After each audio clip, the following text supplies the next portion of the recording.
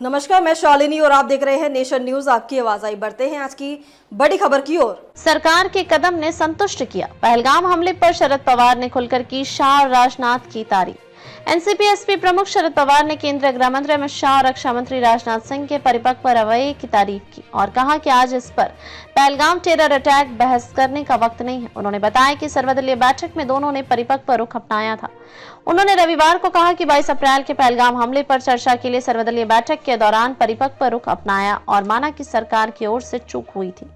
दरअसल गृह और रक्षा मंत्री ने पहलगाम हमले पर चर्चा के लिए 24 अप्रैल को एक सर्वदलीय बैठक में हिस्सा लिया था। सरकार की ओर से विदेश मंत्री एस जयशंकर और वित्त मंत्री निर्मला सीतारमण भी बैठक में मौजूद। शरद पवार ने कहा कि केंद्र सरकार ने पहलगाम हमले पर हाल ही में सभी दलों के नेताओं की बैठक बुलाई थी, जिसमें लोकसभा में एनसीपी की नेता सुप्रिया सूले ने भाग लिया था।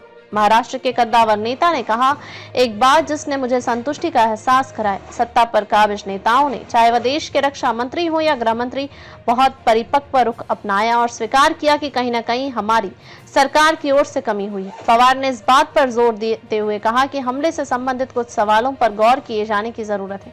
यदि उन्होंने इसे एक कमी के रूप में स्वीकार कर लिया है तो आज इस पर बहस करने का वक्त नहीं है। पवार ने सासवड़ में एक कार्यक्रम को संबोधित करते हुए कहा कि इस वक्त सभी के सामने प्राथमिकता ये है कि जिन लोगों पर हमला हुआ है उनके जीवन में विश्वास का माहौल कैसे बनाया जाए। उन्होंने कहा कि हमले के बाद उन्होंने कश्मीर में अपने कई दोस्तों को फोन किया और उन्हें आश्वस्त किया कि इस स्थिति में वो अकेले नहीं है।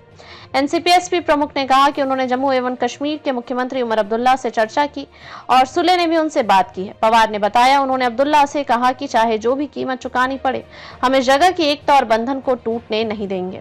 अब तक के लिए बस इतना ही। फिर होगी आपसे मुलाकात। तब तक के लिए नमस्कार और देखते रहिए नेशन न्यूज, आपकी आवाज।